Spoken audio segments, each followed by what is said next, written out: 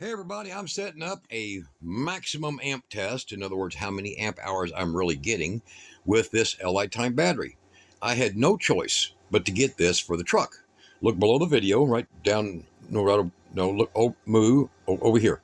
Look down there, I'm going to put a link to this battery and a few other items that I might use in the video. I'll put a link to it too, so you're wondering, if it works or any good. And right now I'm finalizing the top off of the battery. So I am at 25 and it's feathering down right now. So we will be at full charge here shortly. You see that coming up? And we're going to be using this meter, which has got a capacity and a watt hour. And we're going to be using the little Ubitek right here. Look below the video, I'll put a link to that one. This has been a good one. This is actually very good for keeping on your lights and things. So like porch lights in your house. You can get up in your attic, run you some 14 gauge, put a porch light front and back, hook this up. People think you're home or they think your power's still on. It scares the hell out of them. All right, so we're going to be running a little 200 watt heater. We're going to be running a 300 watt Road Pro DC heater, which is also used in that truck and will be used on this battery. And we have the Ardroid 30 amp charger. Very good. Excellent. This thing has been in I don't know how many videos of mine, but it is constant. It's always being used. So we are at 15 amps trickling in and it's slowly topping her off. We're back up now. We're at a 14 volts. And here in a second, that BMS will shut off, allowing the charge in as it finalizes. Okay. And I will show you the sine wave of this. But the main thing about this video is we're going to see, does it have the 200 amp hour? All right, even though I got a $100 off coupon for this, it's still expensive. But I couldn't. These 400 watts of solar on the roof, just until these warmed up, didn't do anything. But this has about 40 or 50 watt heaters in them, and even though that's not a whole lot of power, I'm way ahead using this because it'll allow a charge immediately. Those others would not. We went out there to start the truck up, turn on the little heater, and there was nothing. So we're going to do this whole thing, and you're going to see a infrared camera of inside of this when we hook up a big inverter on it and run a load on it below freezing. So stay tuned. I'll be right back as soon as this thing is fully charged. And it's almost there. And I'm going to hook up all these loads and show you what she's doing. And then we're going to give you results based on my A-torch meter, so you can make a decision. All right, now the load is finalized. That's just trace voltage right there, trace amperage. And we have, the unit is shut off. I will kill the switch to it and remove the clamps. Okay. Now, over here, we're going to hook up the Ubitek.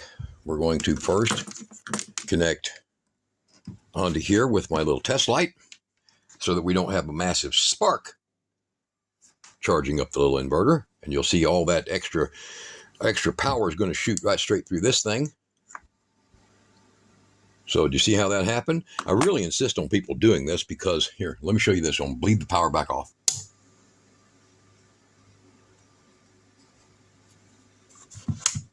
There we go. And I'll do it again so you can see it. The energy will go through here, through the filament, and instead of a big spark that damages your capacitors inside those things, you get the light that acts like a resistor, and it also tells you when you're fully charged up. So I can now hook this up without a big spark. See?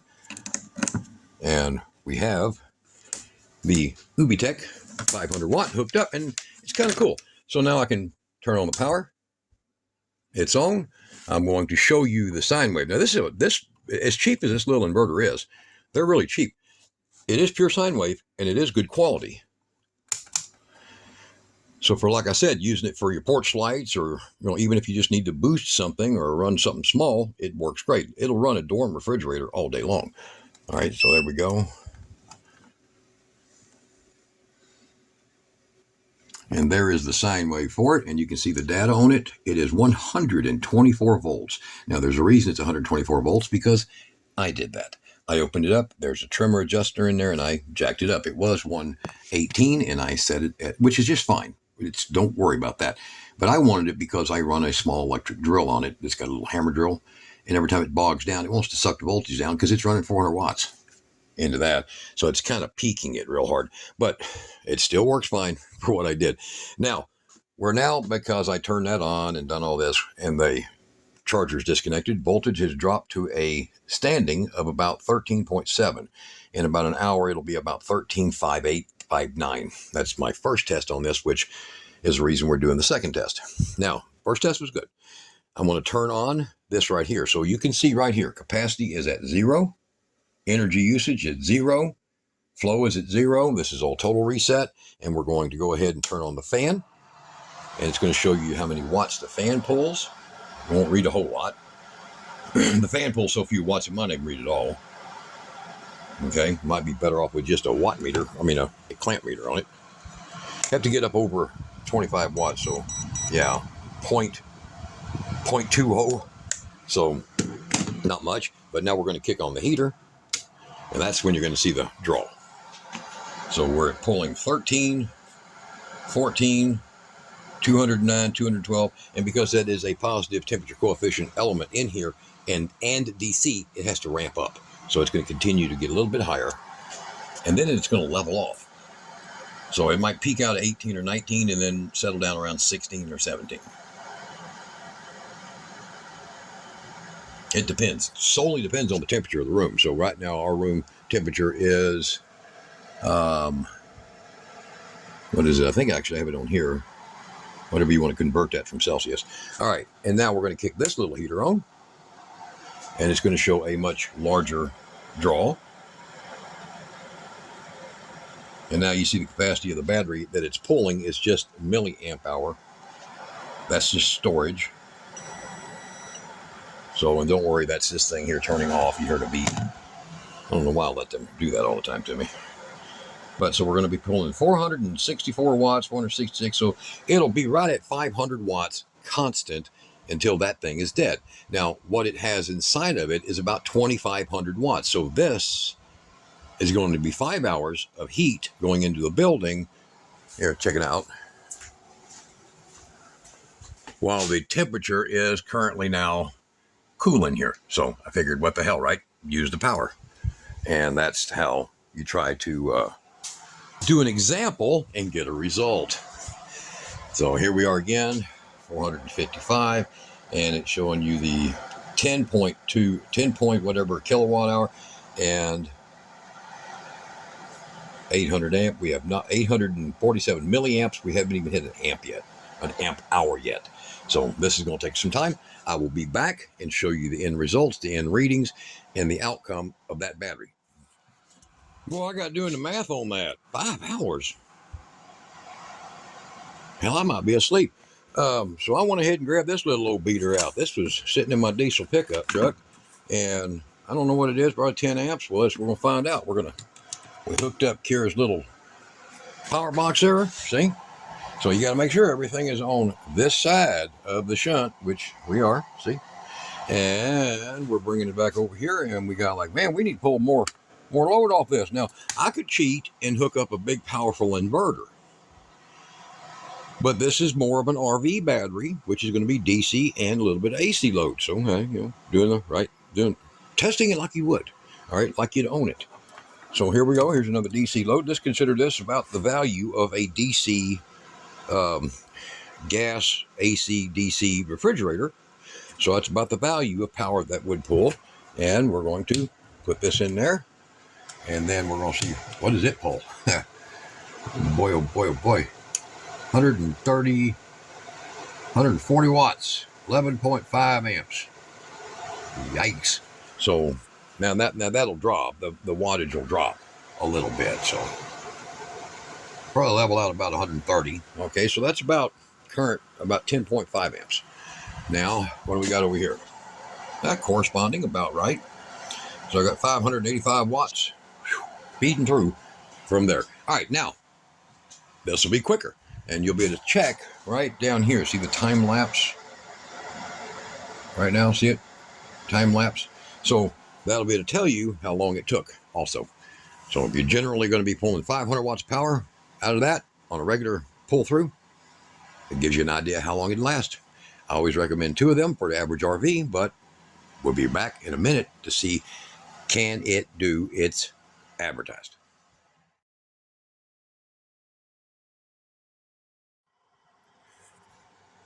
Hey guys, one of the things I forget to tell everybody is that this little thing here, it has Bluetooth.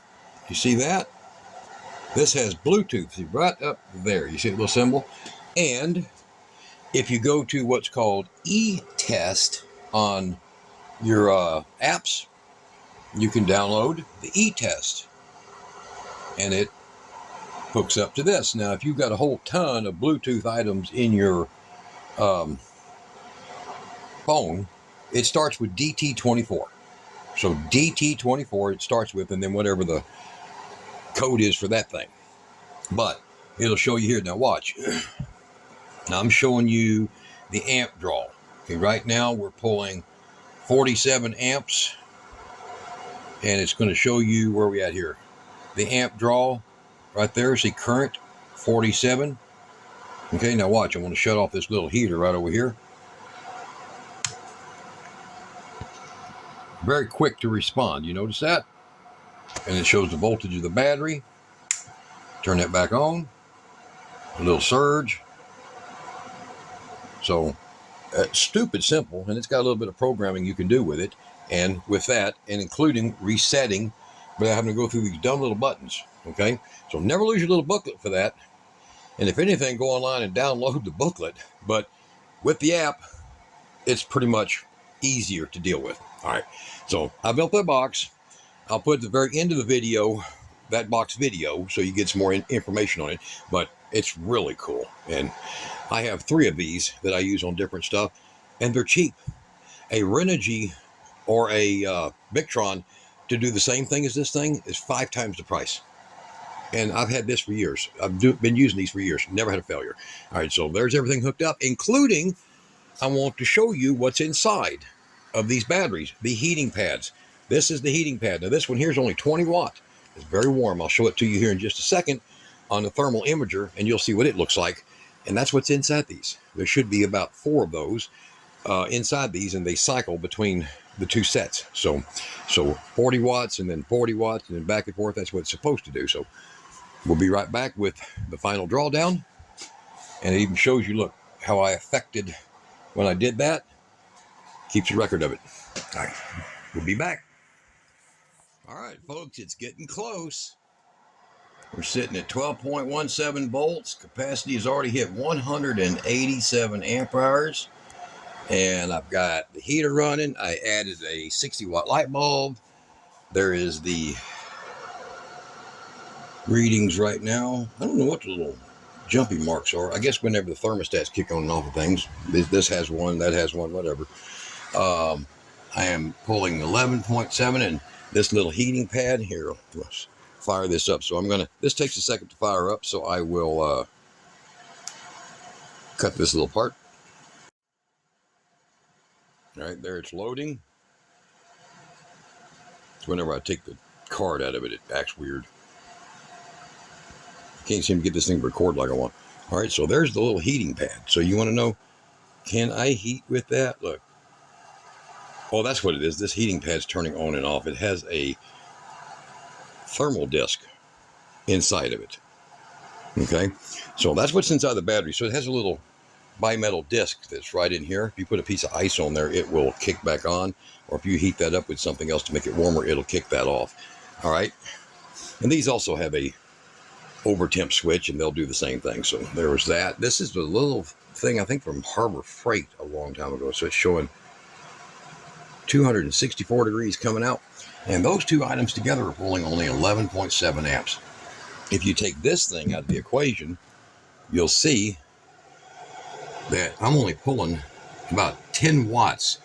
Once this thing has heated up, it doesn't pull hardly no power. Yes, it is a 20 watt heating element, but it doesn't pull hardly any power once it's heated up. It's really cool. So, and then you got this one here, and it is, I think it's just switched itself on and off. So putting out 200-degree air. Is that right? Yeah, there we go. 228-degree air. This one over here, 360. And of course, we're getting down to the end. It looks like it's going to exceed. It's 12.08 volts. This is almost 12.1 volts still in this thing.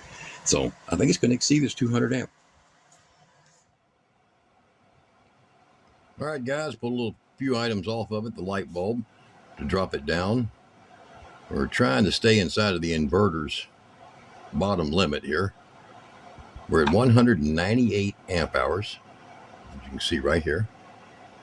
And you'll see a few different spikes. You look over here where I disconnected the light.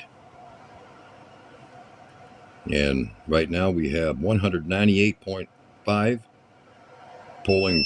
Oh, there goes the inverter's warning. Okay. I'll turn that off.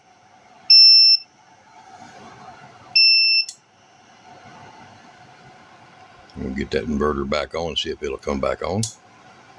Its shut off is 11 volts.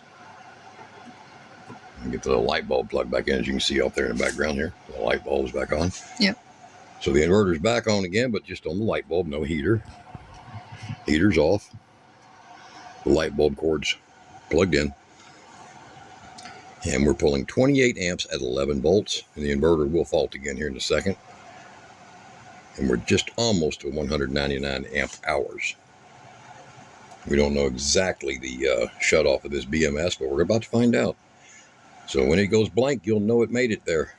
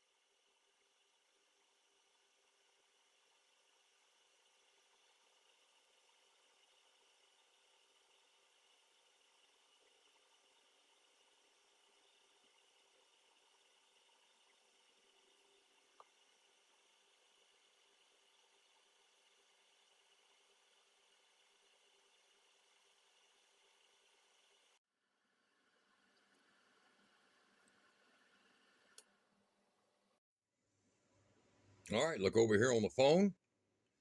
It shows a capacity of 200.33 amp hours, and the BMS shut off. The last voltage reporting 10.3 volts. I guess I got what I paid for. Litime, at least you made it past this one. So far, so good. Now, we're going to get to use that Litime in the back of that truck. And now, since I know it's really 200 amp hour, as soon as I can, I'm going to get a second one. I want to be able to run that 2,000 watt inverter also, as well as the air conditioner and the little heater, and sometimes this one over here. Now let's go out there and hook it up in the freezing cold. After we charge it, of course.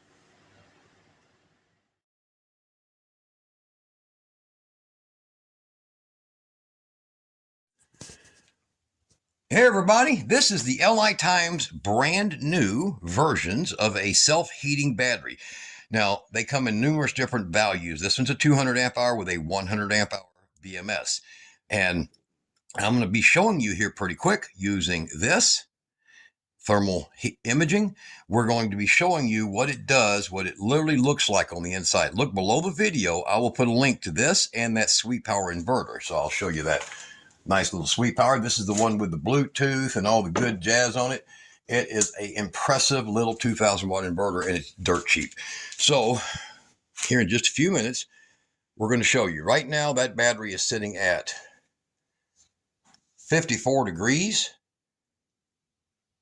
55 degrees, and it was brought from inside, so it's going to take a while. Our temperature out here right now is about 46 degrees, but we're expecting, so look there at this clip. I'm going to show you a clip.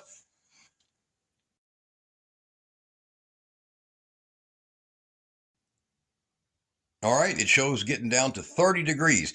That's when we're going to find out, does this battery really do its trick? And we're going to show you in thermal imaging, the quality and where the heating pads are located, whether they're in between the cells, whether they're under it or whatever.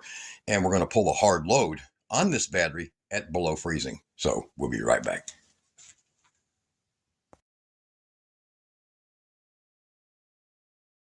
All right, guys, well, they said 30 degrees was going to be the low temperature. You're reading it, 28. All right, come, let's check out this battery. Okay, now here's the cool thing, 28 degrees. Look at that sucker glowing in there.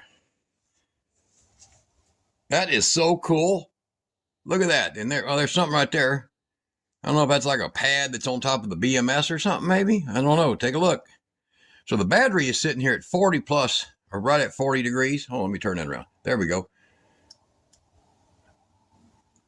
It's a lot warmer on this end. Ooh, look at that. That's some heat down there. So 46 degrees. So it's basically 40 degrees when it's 28 outside. That means the heating units. Here, look at my hand. Watch this. I'm going to leave a hot print on the case. Yeah. So this thing right here sitting here is at 30 degrees. See that 28 down there? And it's even keeping this inverter warm because the inverter was sitting on top of here, which is kind of cool. So I'm going to set the inverter on top. You'll see my handprints once again. And look down there at the bottom. So you can tell the heat's coming from the bottom. There's the cells. See the cells inside? And you see that down there at the bottom? It's showing the temperature. Here, hold on. That's the glowing right down there, 41.8, so 40, basically almost 42 degrees. That's pretty good. So it maintains its heat, so it'll run. Now, the main question is the battery hot? All right, so let's check it out. Let's find out. It is powering up. Shows 12.9 because I haven't charged this battery.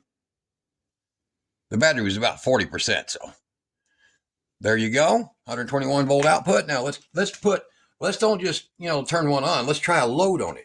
Down here, Kira. I will put a 800 watt load on it. That's 800 watts, okay? Now, let's see if this thing shows up. Look at that. Those elements. 350 degrees. That's hot, huh? Whoop. They're jumping down here. Whoa. Back up here again. Now the blocks out here, there is cinder blocks out here. They are not as cold. 421 degrees. Okay. Over here, look at this battery. 46 degrees. Man, you can see the cells in there. You kind of see the dividers in the cells. And especially most of the heat appears to be coming from down here at the bottom. So I would say that they're, 42.5 degrees, 43, almost 43 degrees. I'd say that they're down there keeping that board warm. Well, guys, I think we just proved it. Litime can definitely keep itself warm. But this is a 200 amp hour battery that you can put, and it will actually keep itself from going bad, and that's important. You can't really let these things freeze. Anything below 7 degrees, they're going to get ruined.